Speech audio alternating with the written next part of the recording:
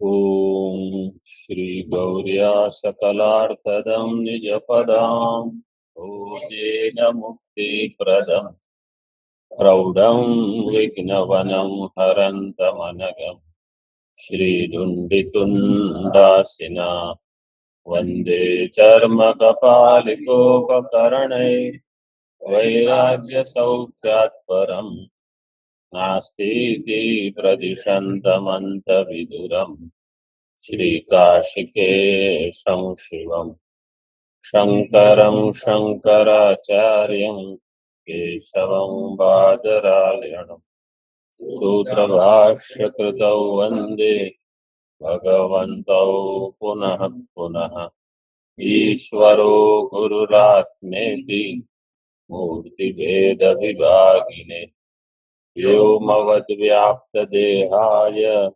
दक्षिणामूर्तये नमः। ओम शांति शांति शांति। किमात्मकं पुनः शब्दम अभिप्रेत्य इदम शब्द प्रभवत्वम उच्यते। अब जो सूत्र में दिया है शब्द प्रभवत्वात्, तो शब्द प्रभवत्वम, इसमें शब्द क्या है? किमात्मकम पुनः शब्दम, जिसकी अपेक्षा करके ये इदम इदम किम शब्द प्रभवत्वम। बट वो तो ठीक है, लेकिन इदम किसको इंगित करता है? इदम जगत, इदम जगत शब्द प्रभवम ऐसे कहा। तो अभी देखो इसका उत्तर देते हैं। स्फोटम इत्याह, ये शब्द प्रभवत्व, इसमें शब्द का स्वरूप क्या है? तो कहा स्फोट। किमात्मकम पुनः शब्दम, तो स्फोटम मतलब शब्द क्या है? स्फोट। टीका में वर्ण रूपम तद अतिरिक्त स्फोट रूपम वा इति किम शब्दार्थ। जो पूछा किमात्मकम, किमात्मकम समास का विग्रह कैसे होगा? कः आत्मा यस्य शब्दस्य सः किमात्मकः तं किमात्मकम्। एक अन्य पदार्थ क्या होगा? शब्दम, शब्द। तो शब्द यहाँ तो द्वितीया में, तो इसलिए कहा आत्मा यस्य सह किमात्मकः शब्दः तम किमात्मकम्। तो उसका स्वरूप क्या है? टीका में कहा वर्ण रूपम तद अतिरिक्त स्फोट रूपम। वो वर्ण वाला है शब्द, शब्द का अर्थ आप वर्ण करोगे कि स्फोट करोगे? तो उत्तर दिया स्फोट रूप। क्यों? तत्र वर्णानाम अनित्यत्वात् स्फोटस्य च असत्वात् न जगद हेतुत्वम इति आक्षेपे द्वितीय पक्षम वैयाकरणो गृह्णाति। वर्ण नित्य है कि अनित्य है? इनके मत में अनित्य है। यहाँ वर्णानाम अनित्यत्वात्, और स्फोट जो है वो असत है। स्फोट नाम की क्या वस्तु है? कुछ है नहीं, तो स्फोटस्य च असत्वात्, इसलिए जगत का कोई हेतु बनेगा ही नहीं। ऐसा आक्षेप करने पर, मतलब कोई पूर्व पक्ष ऐसा आक्षेप करेगा तो कहा द्वितीय पक्षम वैयाकरणो गृह्णाति। क्या वो बताएंगे? सब भाष्य टीका में सब आ जाएगा। वैयाकरण, वैयाकरण शब्द कैसे बनेगा? अण प्रत्यय होगा।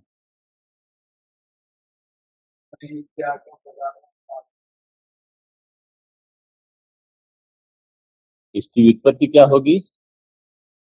व्याकरणस्य इमे वैयाकरण। व्याकरणम वेत्ति, व्याकरणम अधीते, तद अधीते इसमें। हाँ,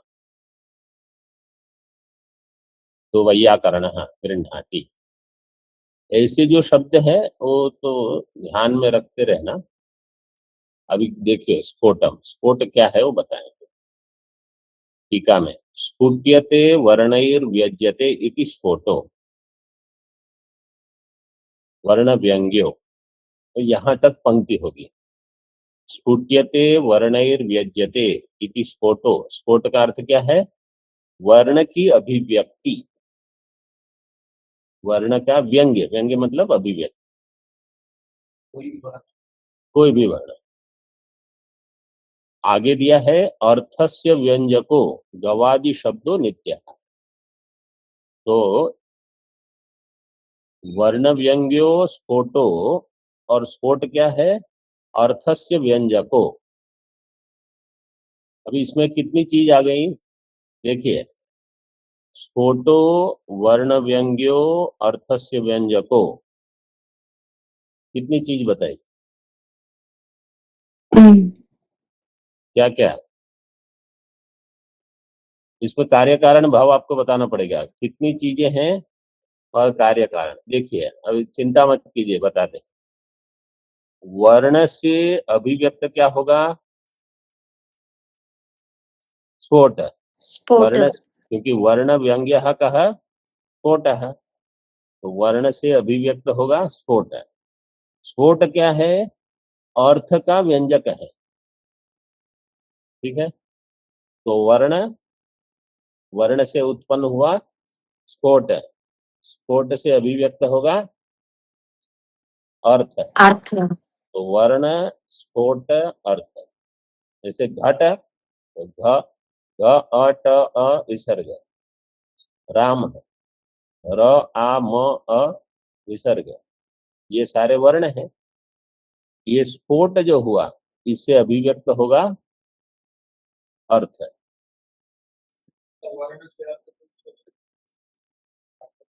जैसे आप मान, लेकिन उसमें वो स्फोट मानते हैं ये वैयाकरण वाले, उसका उनका अपना विज्ञान है सभी का। जैसे हम कहेंगे ब्रह्म माया से जगत उत्पन्न करेगा, तो ये द्वैत वाले ये सब हैं, वो कहीं माया बीच में क्यों आते, सीधे ब्रह्म से क्यों नहीं? सबका अपना सिद्धांत है, कहीं कुछ उनको अयुक्त लग रहा है। गवादि शब्दों नित्य है, अर्थस्य व्यंजको गवादि शब्दों नित्य। तो जो अर्थ का व्यंजक है वह गवादि शब्द, ये नित्य। तम अभिप्रेत्य इदम उच्यते इति पूर्वेण अन्वय। उसको ध्यान में रखते हुए ये कहा गया इति पूर्वेण अन्वय। अभी भाष्य में देखते। वर्ण पक्षे ही तेषाम उत्पन्न प्रध्वंसित्वात् नित्यभ्यः शब्देभ्यो देवादि व्यक्तीनां प्रभव इति अनुपपन्नम स्यात्। अगर आप वर्ण लोगे तो क्या आपत्ति होगी? वर्णे पक्षे ही तेषाम उत्पन्न प्रध्वंसित्वात्। तो वर्ण कैसे होंगे? वर्ण उत्पन्न होंगे और उनका ध्वंस होगा। जैसे हम कहेंगे रामः, तो र शब्द उत्पन्न हुआ, पहले अभाव था, फिर उत्पन्न हुआ, फिर ध्वंस हो जाएगा, ऐसे चलते रहेंगे। तो नित्येभ्यः शब्देभ्यः देवादि व्यक्तीनां प्रभव इति अनुपपन्नम स्यात्। तो ये, क्योंकि आपने पहले क्या कहा कि देवादि की अभिव्यक्ति होगी नित्य शब्द से, वेद शब्द, वो ठीक नहीं बैठेगा, क्योंकि ये तो वर्ण कैसे हैं? अनित्य है। तो गौ देवता दी, वेद के जो शब्द नहीं, वर्ण अनित्य, शब्द नित्य, ऐसा। स एव आद्य पक्षम दूषयति, वर्ण पक्षे वो हो गया। आगे सोयम गकार इति प्रत्यभिज्ञया वर्ण नित्यत्व सिद्धेर न अनुपपत्तिर इत्याह। पूर्व पक्ष कहेगा आप कहते हो वर्ण अनित्य है, लेकिन जैसे ग, आप उच्चारण करो, आप उच्चारण करो। अभी आपने जो ग कहा वो मैंने ग कहा, वही है कि अलग? स्वयं गकार है, कोई ग भिन्न थोड़ा है, वही है ग। तो कहा सोयम गकार, ये प्रत्यभिज्ञा है।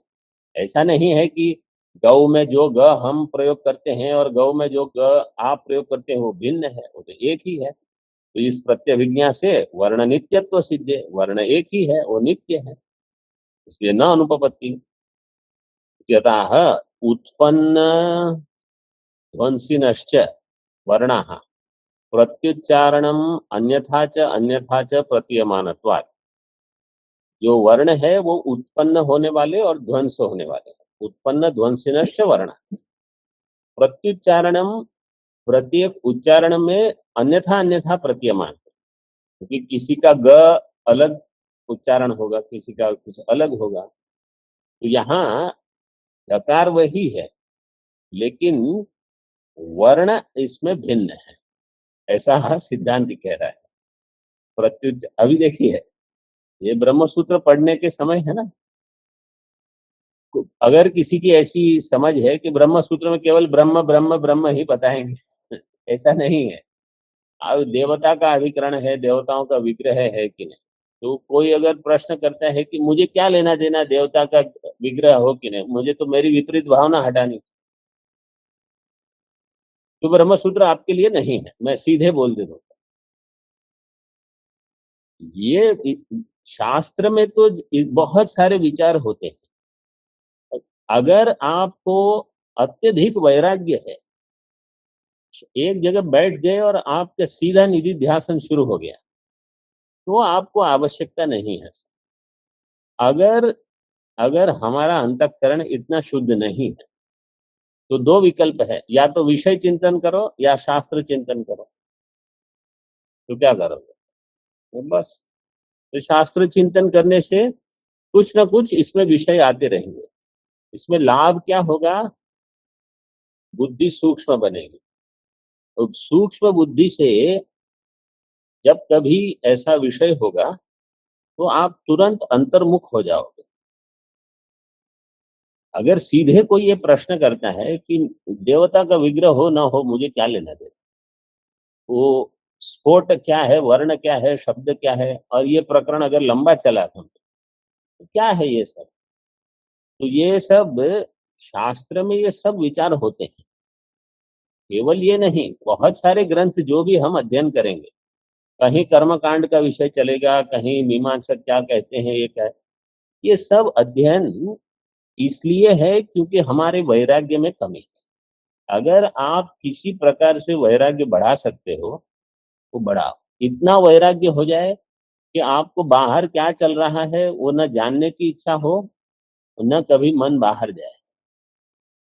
भोजन आया ठीक है, भोजन नहीं है तो ठीक है, इतना अगर वैराग्य हो जाए तो फिर आपको ये सब अन्य अन्य जानने की कोई जिज्ञासा नहीं हो सकती। नहीं तो आप जैसे पूर्व पूर्व आचार्यों ने जैसे अध्ययन अध्यापन की रीति बताई है, आप पढ़ते रहो। मतलब यहाँ तो जो है वो सब पढ़ने वाले हैं, लेकिन ऑनलाइन भी कुछ ऐसे हैं जिनको ये प्रश्न हो सकता है, जो बाद में भी सुनते हैं उनको भी प्रश्न हो सकता है कि सीधे हमारे साथ इसका संबंध कैसे होगा। तो आप समझ लीजिए, जब तक वैराग्य न हो तब तक आपको ये सब अध्ययन करते रहो।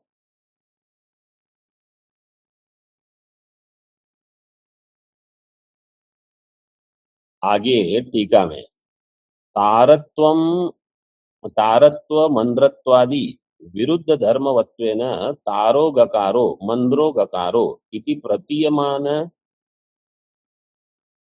गकार गकारस्य भेदानुमानात् प्रत्यभिज्ञा गत्व जाति विषया इत्यर्थः। ये प्रत्यभिज्ञा के बारे में कहते हैं, तारत्व मंद्रत्व। तार का अर्थ है थोड़ा ऊंचे। किसी ने कहा ग, वो कोई कहेगा ग, तो कोई जोर से बोलेगा तो कोई धीरे बोलेगा। तो इसमें तारत्व मंद्र, मंद्र का अर्थ है मंद, तार का अर्थ है उच्च, उच्च उच्च स्वर में बोलेगा, नीचे मध्यम स्वर में बोलेगा, इसमें भेद होगा। तो तारत्व मंद्रत्वादि विरुद्ध धर्मवत्व है ना, तारो गकारो मंद्रो गकार इति प्रतीयमान, गकारस्य भेद का अनुमान करके गत्व जाति विषया कि सब में एक ही जाति है, गत्व गत्व गत्व, ये प्रत्यभिज्ञा होगी। भाष्य में तथा ही अदृश्यमानोपि पुरुष विशेषो अध्ययन ध्वनि श्रवणादेव विशेषतो निर्धार्यते देवदत्तो यमधीते यज्ञदत्तो यमधीते इति। कभी कभी क्या होता है कि कोई दृश्यमान व्यक्ति नहीं है, समझो आपके पीछे कोई है और कोई व्यक्ति बात कर रहा है, बिना पीछे देखे आपको पता चल जाएगा कौन बात कर रहा है उनकी ध्वनि से।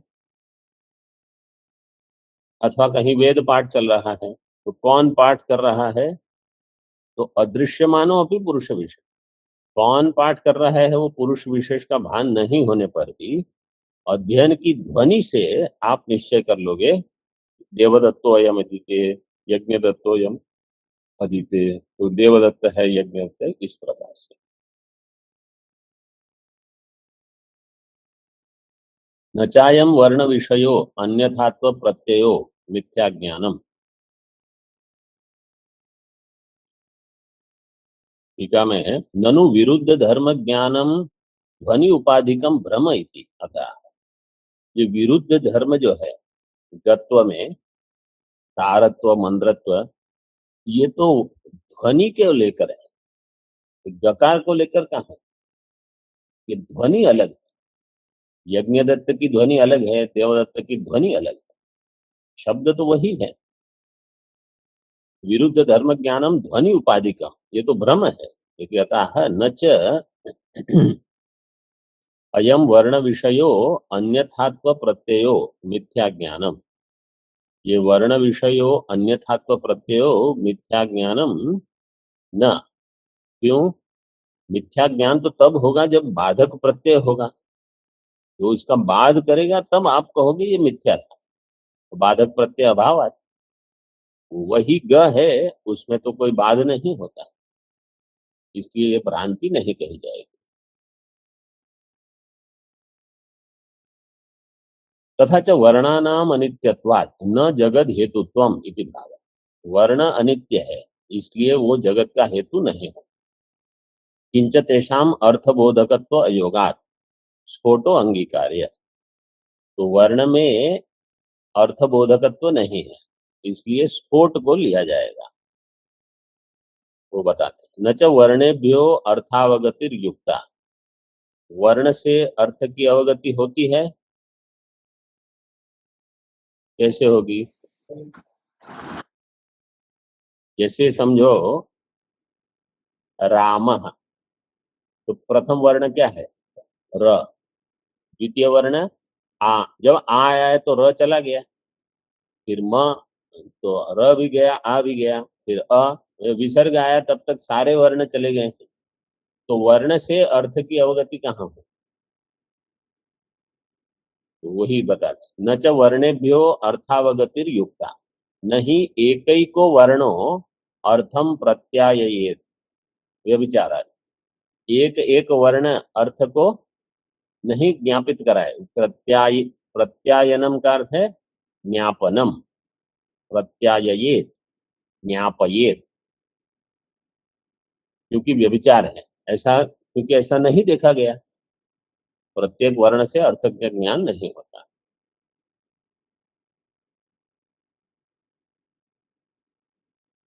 आगे व्यभिचारात् एकस्माद् वर्णात् अर्थ प्रतीति अदर्शनात् वर्णांतर वैयर्थ्य प्रसंगात् च इत्यर्थः।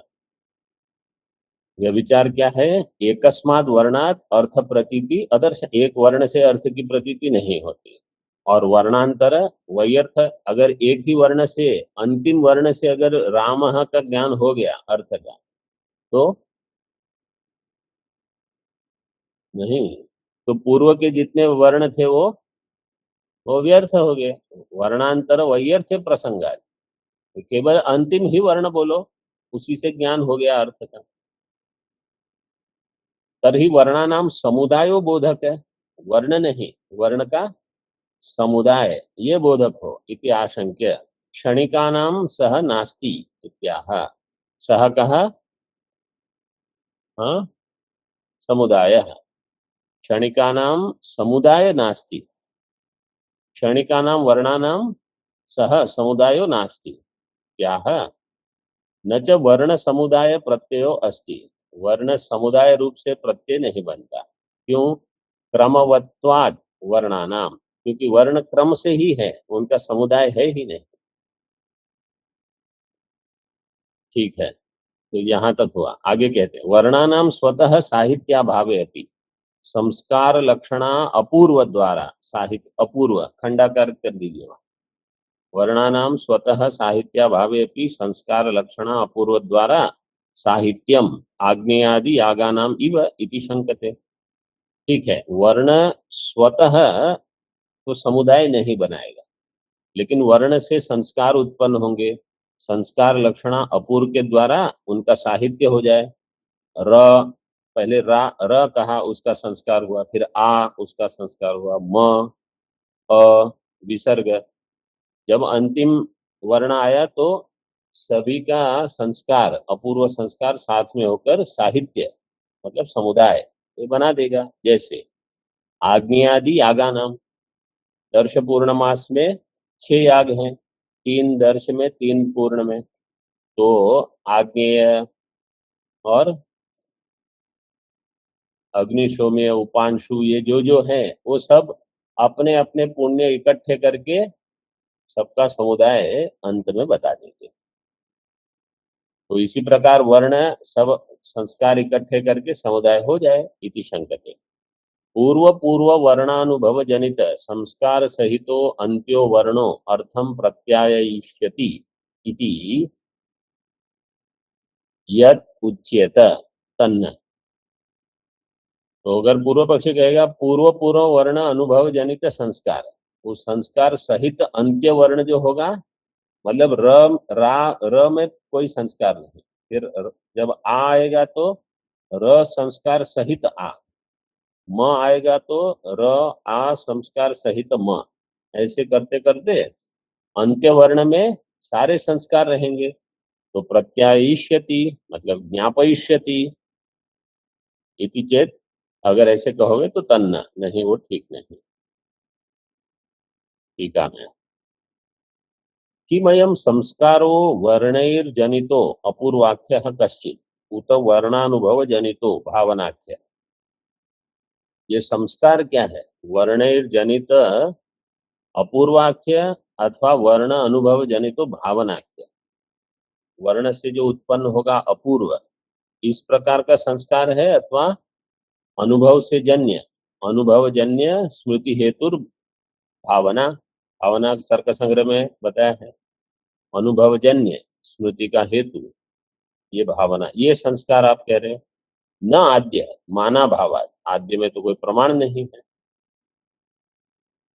किंच अयम अज्ञातो ज्ञातो वा अर्थधी हेतु, और ये जो संस्कार है वो अज्ञात होकर ज्ञान कराएंगे कि ज्ञात होकर ज्ञान कराएंगे? अर्थ का ज्ञान कराने में हेतु अज्ञात संस्कार होंगे या ज्ञात संस्कार? अज्ञात संस्कार तो हो नहीं सकते। न आद्य इत्याह तन्न संबंध ग्रहणापेक्षो ही शब्द स्वयं प्रतीयमानो अर्थम प्रत्याययेत धूमादिवत। ये शब्द कैसा हो? संबंध ग्रहण अपेक्षा, संबंध ग्रहण की अपेक्षा हो, स्वयं प्रतीयमान हो, फिर वो अर्थ का प्रत्यायनम करा देगा।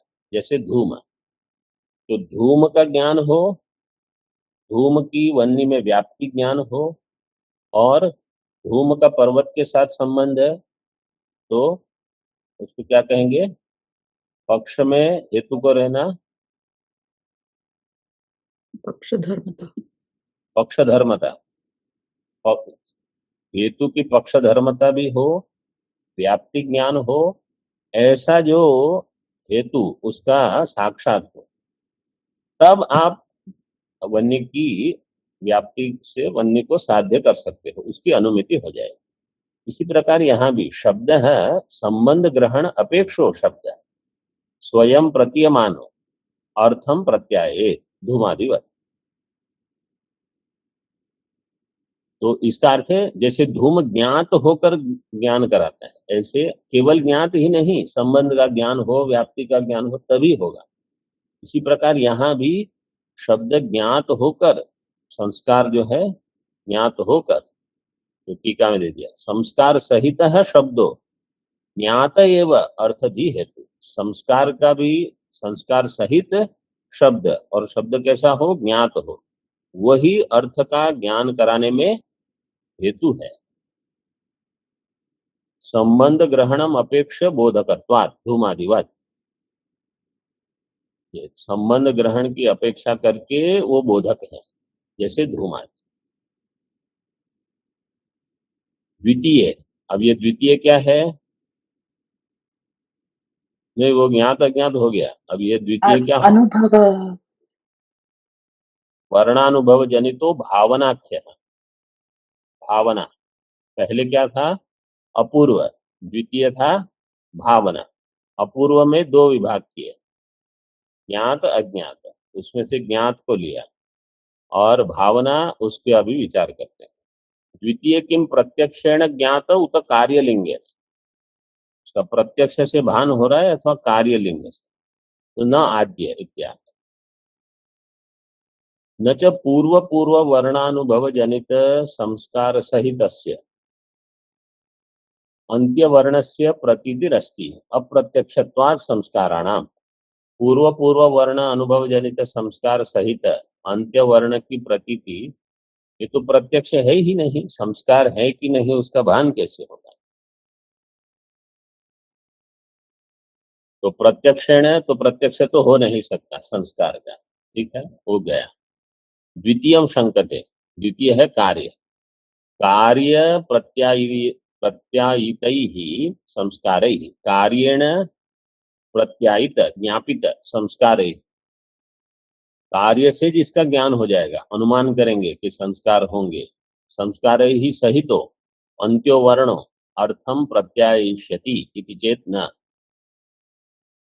कार्य के द्वारा संस्कार का भान होगा, उस संस्कार सहित अंत्य वर्ण अर्थ का प्रत्यायनम करेगा, इति चेत न। ठीक है, कार्यम अर्थधि, कार्य है अर्थ का ज्ञान, तस्याम जातायाम संस्कार प्रत्ययः तस्मिन् जाते सा इति परस्पर आश्रयेण दूषयति। कार्य से अर्थ का ज्ञान होगा, तस्याम जातायाम संस्कार प्रत्यय, तस्मिन् जाते सा, सा का अर्थधि, अर्थधि, सा अर्थधि। तो यहाँ क्या कह रहे हैं, अर्थ का ज्ञान जो है वो होने पर संस्कार प्रत्यय इसका निश्चय होगा, संस्कार प्रत्यय होने से अर्थ का ज्ञान होगा, तो ये तो अन्योन्य आश्रय है,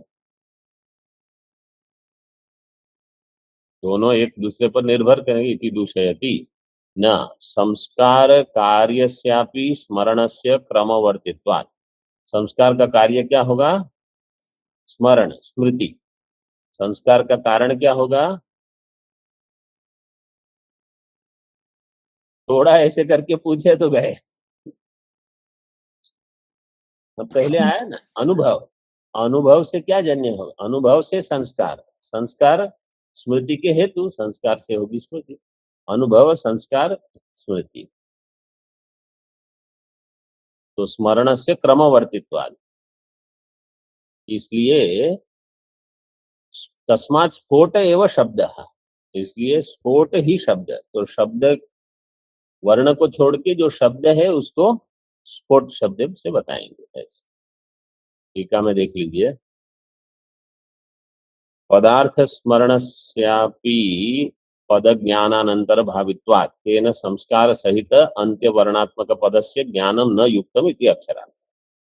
पदार्थ स्मरण में भी पद ज्ञान के अनंतर भावित्वात् तेन संस्कार सहित अंत्य वर्णात्मक पदस्य, संस्कार सहित अंत्य वर्णात्मक जो पद है उसका ज्ञानम न युक्तम, ये है अक्षरार्थ। अपि शब्द है परस्पर आश्रय द्योतनार्थ, अपि शब्द कहाँ आया,